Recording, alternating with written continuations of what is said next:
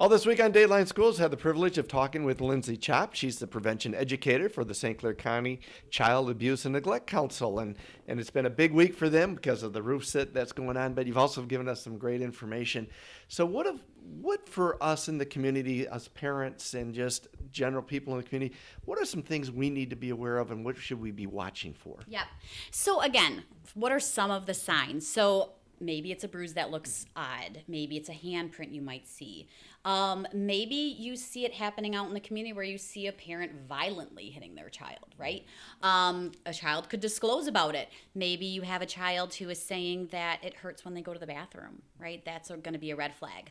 A lot of times it's going to be a change in behavior. So maybe you have an A student who all of a sudden is getting D's. Maybe they're sleeping in class. Maybe their mood has changed where they were a happy-go-lucky kid and now they're kind of sad. Maybe they talk about not wanting to go home anymore or going to a certain place or being by a certain person.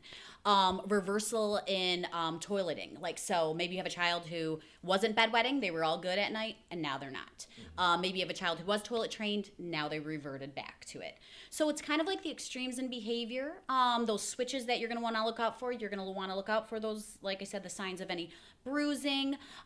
Maybe a kid is just says, yeah, mom or dad says this to me all the time, or so-and-so, and they kind of seem, sad about it or bothered by it. Those are all things that you're going to want to look out for, and don't be afraid to say, well, what's going on? Do you want to talk to me? Because sometimes when kids begin to disclose, they want to see how that adult reacts. And so what's really important is, as an adult, try to stay calm if a child, discloses to you. Ask them what happened, and then if you need to make that report, then you're going to call.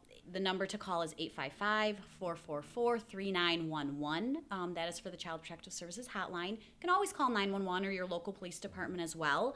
And then what are some things that as a parent we can do to keep our kids safe?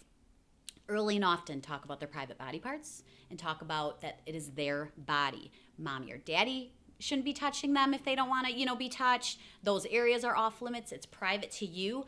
Using that medical terminology is really important. And I know sometimes people are a little uncomfortable with that, but when you give it the proper term and someone tries to touch them, they can go back and say, yeah, mommy, this person touched me here. There's no, debating that word, right?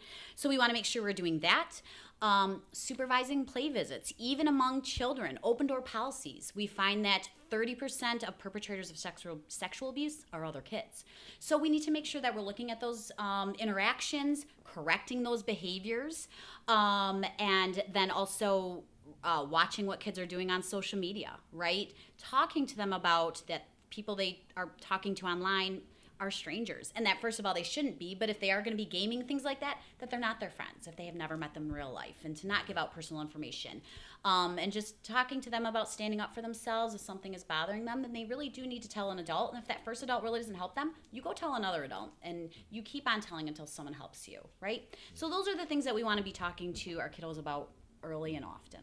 A lot of information you've given to us this week. Where's a good place to find some more? Yeah, so all this week, obviously we've got the Community Roof Sit for Kids going, so you can always call us at 810-966-9911, and that's also the number to donate if you would like, but we can always answer any questions there. You can find us on Facebook. Our website is www.sccstopchildabuse.org, and we're here for you guys, and we're here for the community, and we appreciate the community support as well. For Dateline Schools, I'm Terry Harrington. Dateline Schools is a production of St. Clair County RESA.